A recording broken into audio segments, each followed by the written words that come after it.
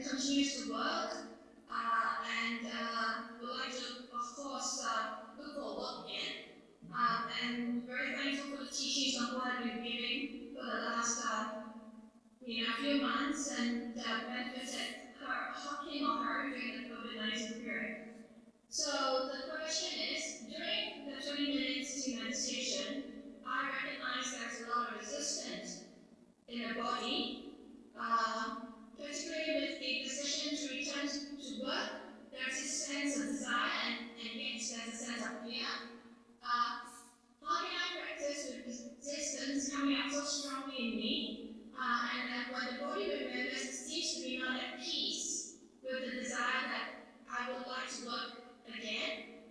This mind keeps creating dis-ease with whatever I'm doing, and if I'm doing is enough to create a good marriage for being a housewife, as well as to listen to the Dhamma.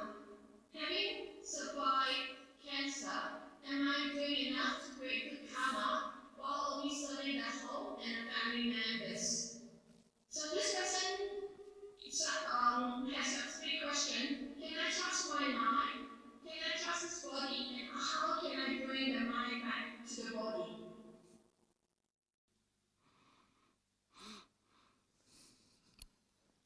Okay. Well, I don't know the person personally, so I don't know all the details of their life and the background, but I would say because you've got a decision to make, whether you go back to work or stay at home, I would say a good starting point is just develop a meditation that helps you to let go of everything. So it could be the breath or the practice of metta meditation. Put effort into establishing mindfulness on your meditation object regularly. And before you answer these questions, just let go of the question and the desires. Learn to bring your mind to the present moment with that meditation object. So if it's the breath, bring the mind to the breath, relax the body. Try to get to the point where you can enjoy just focusing your mind on the breath and forgetting about everything else. Let it all go as much as you can, as often as you can, for as long as you can each time. Get used to doing that, putting the problem down, putting it aside, so that then when the time is right, either at the end of your meditation or at some time later, you may pick that problem up again to consider, but you're starting from a place of calm, clarity.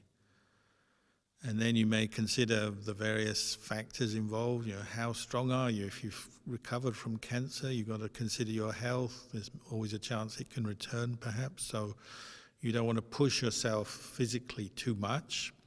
So how much can you physically cope with in terms of work? Maybe you can do some part-time work or reduced hours or something. Or maybe you decide, like you say, you can stay at home, look after the household. If you have someone else who's a breadwinner earning enough, maybe you can stay at home, look after the house, which is another form of work, and practice meditation, listen to Dhamma, and go lead your life at a more gentle pace to look after your health so that you can practice the Dhamma. I can't answer those questions for you at this time, but the best way to prepare to make a decision is to calm your mind and let go of the anxiety and the stress around that decision. And sometimes, if you still can't be sure, you can't make a decision what you have to do next or how to proceed, you can even make what we call an adhitthana, a determination in your mind. So when your mind is calm in your meditation, you feel peaceful, mindful, bring up the thought, what is the best way to progress in my Dhamma practice at this time, with this body, with this mind? Would it help if I went out to work? Is there a need for that? Or would it be suitable if I didn't go to work, for example? And you can word this little determination you're making for yourself, but you make the determination, it's like a little vow or a wish in your mind, a strong, clear wish. And again, having made that, you don't have to answer it yet, you just set it aside. You've made that clear aspiration to know whether you should, say, go to work or not in this instance, and then you wait. You sleep on it, you wait. And maybe at some point something will answer that, whether it's a thought will arise one day that seems to be the answer, or a dream, or some event in your life will come together, and it may well sort itself out without you having to get too stressed or struggle too much to make the decision. So you've prepared your mind, you've made your determination, and then you sit back. Because we have to learn how, in Buddhism and Buddhist practice, we're learning how to pick things up, consider them, but then put them down again. Not to be obsessive, not to be caught up into the anxiety around the problem. To consider the problem, of course, but to do it with mindfulness and wisdom. You pick it up, thinking about it, look at it from different angles, put it down, wait for a while. The more you can learn that, the more you'll feel at ease, even if you have physical health issues or work problems or decisions to make. So I'd recommend doing that regularly. And do it in that way. And say doing breath meditation regularly will help you to be in touch with your body, because that's part of the body. It's a physical thing, the breath, it's the air element. And you'll notice when you are mindful of the body, it's very difficult for anxiety and fear to overwhelm you. It may come up in the background of your thinking, but if you keep mindful of your body, say with the breath, your fear can't build itself up into something very big or overpowering. So I'd recommend doing breath meditation every day. Sadhana, I think the reflections and the teachings around making a determination in Aditana, it is very wise and very skillful. It also helps to answer two other questions that are here. One of them is basically, how can I overcome fear and build up perseverance in the tasks in the mind? And I think that the advice on making a determination is very helpful. So I'd like to now open the floor to questions and answer. I believe there is somebody here, Sister Tanti from Malaysia. Sister Tanti? Yes, Rita. Good evening, Longpo. How are you, Longpo? I hope you are well and healthy. Okay. Longpo, this first part is not a question. The second part is the question. The first part was related to last Sunday. I wrote a written question to Longpo regarding how to sort of not to get, that means when our mind come in contact with the sense doors, there's a tendency, there is always this arising of a perception, and then after that, then the mind starts to have thoughts and proliferation. We cannot stop the mind from having perception. So the the most appropriate way is to guard the sense doors. So after that written question, I said thank you in the written question, and I appreciate Longpo's and sadhu to Longpo. However, I wanted to say express my appreciation to Longpo verbally and face to face. However, out of my unmindfulness, I don't know how to do that. I go and press unmute, and I was muted. Then I waited and I listened to all the other questions, and then I mute again until the whole session ended. After the Zoom over, then I found myself very unmindful. Why can't I just raise my hand and speak?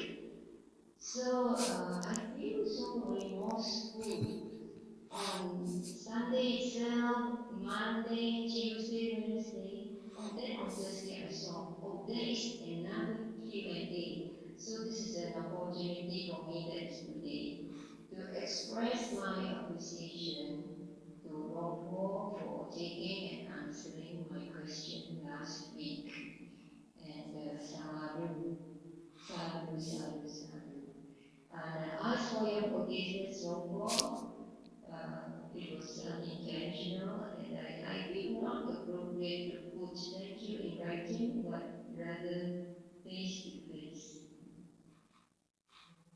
So I hope my request for forgiveness is accepted by Longpo. Oh, yes. Thank We you. accept your request for forgiveness and appreciate your thanks for answering the question and sympathize with your problems with technology, because I'm just as bad, if not worse, than you, and I often press the wrong button and make a mess of things. Us oldies, we sometimes struggle a bit with the technology, so just accept that it's part of life. You know, things go wrong, we press the wrong button, sound is muted, unmuted.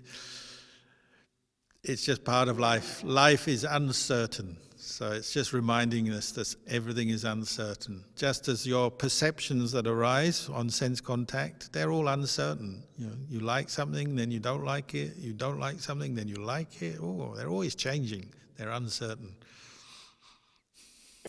Thank you, Longpo. Now I have another question.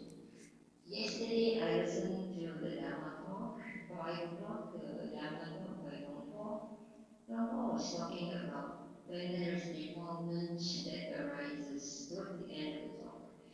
Then Longpo was talking about your experience in divorce, and then fear arises or anxiety arises.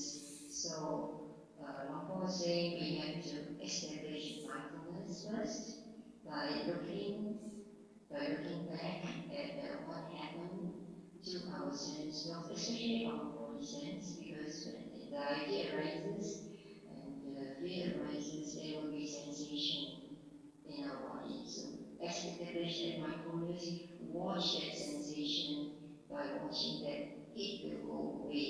However, after that, we have to make a decision based on Longpo was saying using virtuous behavior. Virtuous behavior. My question is, virtuous behavior, does it refer to like generosity, precepts, renunciation, wisdom, effort, patience, resolution, truthfulness, loving kindness, and equanimity? So may Longpo give your guidance on this. Thank you, Longpo. Sadhu. Do you mean on the 10 parameters? Is that what you were wanting explanation of? No, I was trying to understand what Longpo says when we have defiled states of mind, then we establish mindfulness, and by looking back at what happened to our sense doors, especially the body door, at our feeling, the palpitation in the heart, or the vibrations in our body, and the sense of anxiety. So we have to watch those emotions and establish mindfulness, calm ourselves down, and then uh, do either we have to run or we have to take an action, our bodily action or verbal action following that has to be based on virtuous behavior. So what does that virtuous behavior imply? Is it talking about the 10 wholesome virtues? Yeah. At all times, at all times in the practice, we keep our precepts.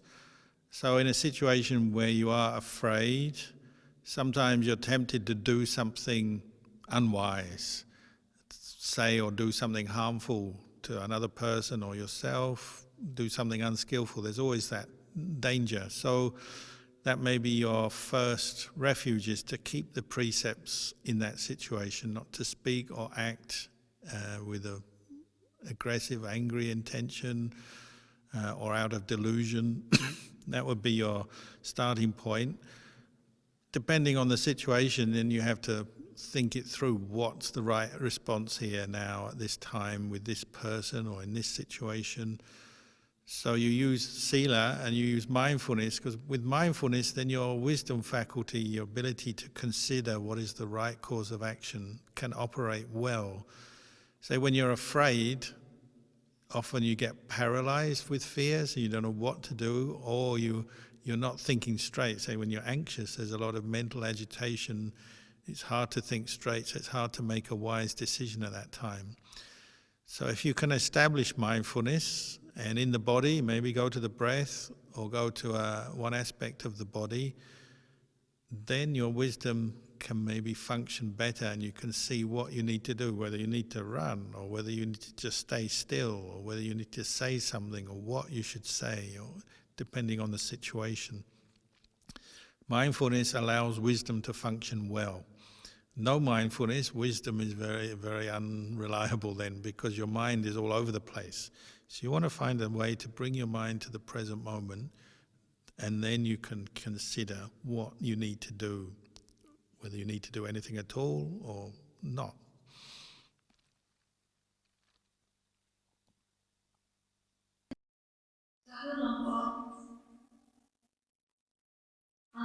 There's a question here, which is, may I know how can one learn to be truthful to oneself and not lie to ourselves as well as to others? Thank you, Lord. Well, again, try to establish yourself in sila. So a love of truth and trying to be honest in your speech and actions feeds back into, well, even in my thinking I have to do that as well. Of course, there's many levels of delusion we experience, and so even with the intention to be honest, truthful, not deceive myself in the way I think or not fool myself, there will be maybe some delusions you haven't seen yet, because you're constantly, through the practice, you're waking up to the truth. So there may be ever more subtle levels of deception going on in your own mind. But if you begin with the 5 precepts and basically developing the understanding of what is a wholesome mind state, rooted in non-greed, non-anger, non-delusion, and an unwholesome mind state, greed, anger, delusion, and so that you're starting to recognize all the time, and that kind of gives you a pathway to reflect on your mental activity, because you'll see some thoughts at first seem quite correct and right. Oh, there's something I need. But over time, by becoming more aware of what is wholesome and unwholesome, you realize, this is not really what I need, it's more just what I want. It's coming from a root of some form of greed or attachment. Or say we're looking at other people, maybe our thoughts about another person we think are correct. Oh, that person is somehow bad or wrong, and we're thinking critically of them, looking down on them. But maybe that's a bias in our perception that's taken over the mind that we haven't seen yet. And over time, investigating this, considering this, after a while we realize, maybe I'm actually just jealous of that person. And that's making me want to find fault with them because I'm not accepting the fact of their success or their happiness or their whatever, their good that they've done. So the Buddha encouraged us to use wise reflection all the time, to look ever more deeply at our mental states, not just to see them as impermanent, say, but also to see whether they're wholesome, unwholesome, what are the real roots of this mental state. And you start to unravel that. So you're unraveling levels of self-deception sometimes, the stories we tell ourselves that are not really true, but we're just kind of trying to find excuses for our behavior or what we're thinking or what we've said and done. The more we can awaken our mind to the truth, even if it's an unpleasant truth where we've done something out of an unwholesome, unskillful intention, but now we are realizing it, then you've got a chance to clear up your mind, to get beyond those things, change your behavior for the better. I always look at it a bit like you have a room in your house that's messy and you don't want to go in there because it's messy, because you know if you go in there you're going to have to spend ages cleaning it up. So it's easier just to close the door and to keep walking past it. But in the long run, that's not good, because the room is not getting cleared up. You can't use it, make use of it, and the mess maybe is getting worse, and there may be consequences to neglecting that room. So even though it's unpleasant, sooner or later we've got to open the door, go in and clean that room up. And our mind is the same. We have all kinds of attachments, levels of deception. Not only do we deceive others, sometimes we deceive ourselves. We have to learn to establish more mindfulness and investigate this and be honest for our own good, so we can clean our mind up. Because then we get more to the happiness of no regrets.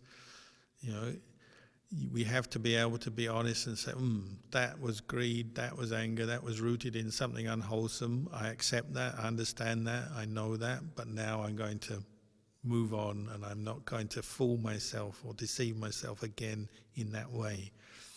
So in the long run, for our long-term welfare and happiness, it's better to be truthful and honest and always be aiming for the truth rather than trying to find excuses and cover everything over.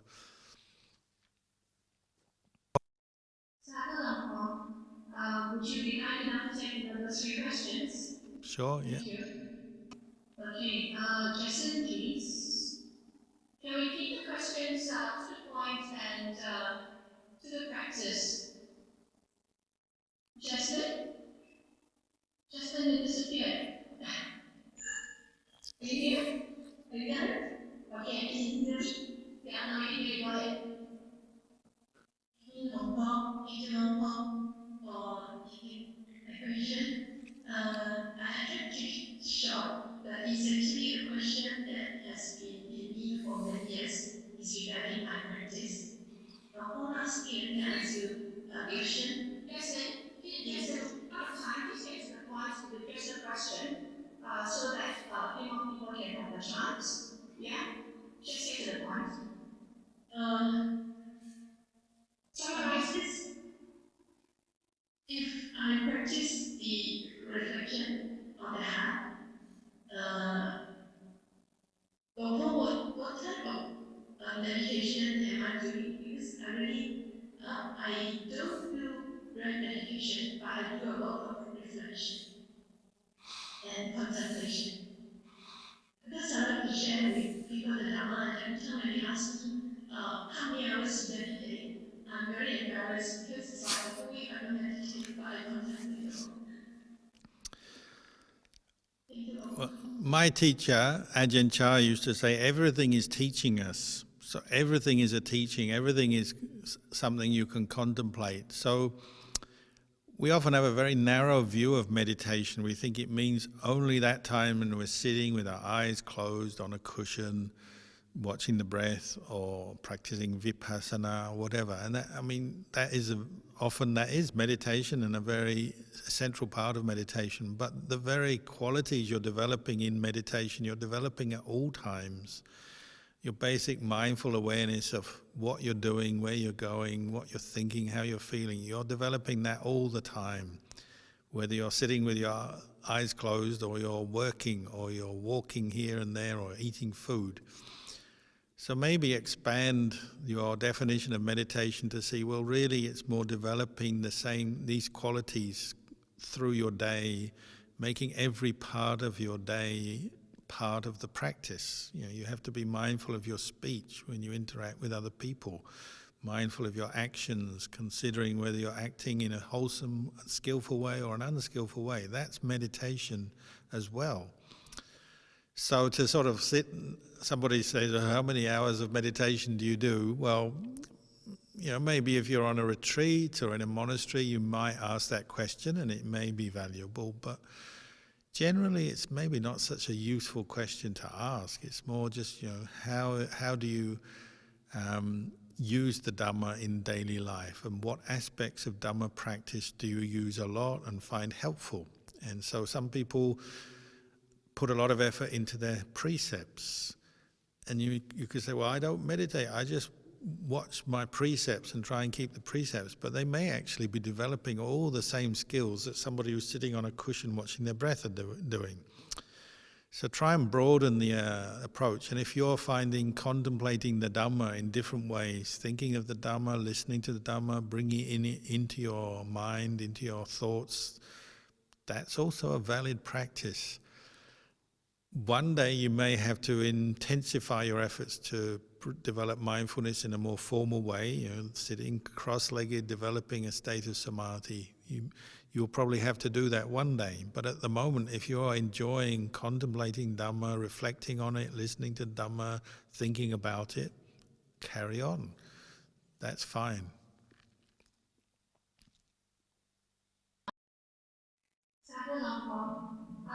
There are two questions of a similar theme. They're in a very inconvenient place and they're unable to ask you directly. I'll ask on their behalf. This is around the whole topic about dealing with difficult people and dealing with toxic individuals. And despite this person practicing metta and trying to avoid conflict, the oppressor keeps coming back in a very, a more difficult situation. So, Paul, is there any advice around dealing with toxic people, and how does one know that we have met up with someone or a situation until it becomes toxic positivity? I don't know if Lama understands the word toxic positivity because I don't. But the person has just, described the situation as toxic positivity. Perhaps Lama could enlighten these two persons, please. Well, honestly speaking, we have a lot of choice in life, even in situations like the family, workplace. We have a lot of choice how much time we spend with other people and how we interact with them. So the Buddha's guideline was we'll try to interact and spend time and associate with people who are wise, practicing the Dhamma, and people who are unwise, don't appreciate the Dhamma, don't understand the Dhamma, well, spend as little time with them as possible. So there may well be people who you might describe as toxic. I mean, it's a very general, vague term, but people who are maybe not practicing the Dhamma or don't understand the Dhamma, you may have to meet them at work, sit next to them, be around them, but you don't have to spend all your time with them. You may be physically in the same place, but you can keep your mind, your own mind, more on the Dhamma, and you interact with those people, you keep the precepts, you practice patience when they are giving you a hard time or so on, but you only interact with them as much as you need to or are required if it's a workplace. And the same with family, social convention, we have families and maybe there's some member of your extended family who's toxic. Well, you don't have to spend all your time with them, do you? You choose how you interact with them, how much you talk to them, meet with them. When you do meet with them, you prepare yourself with metta, with patience and wisdom, and you learn how to manage that relationship in a skillful way. And you get boosted when you spend time with the wiser people, the Kalyana Mitta, the people who are practicing the Dhamma. That gives you a lot of support. And then that balances up your life. So, you may meet with toxic people and can't get away from them, have to do some business with them or spend a bit of time with them. But because you've got these other skillful inputs, the toxic people are not impinging on you or giving you so much trouble. You have to learn how to do that, make wise choices. And then in your mind, you have to learn not to dwell on the toxicity of those people and the things they say and do and their karma, their problem, their mistakes, you might say. You can feel sorry for them, feel compassion for them, but you don't have to dwell on what they do and say. That's their life, their problem. You can keep your mind focused on the Buddha, Dhamma, Sangha, on the practicing mindfulness, keeping precepts, doing good things, practicing generosity, and keep your interaction with those people to a minimum. Thank you, Uncle. You've been very generous with the time. I'm very conscious that it's very late at night now in the monastery. It's okay. It's okay. So that's the end of the session. There are no more questions now. I know we have got Chris and a few monks working in front of you, so it's quite late for them. So thank you so much, Uncle, for the session today. Okay. Very nice to talk to you all, and we'll just end the session now paying respects to the Triple Gem.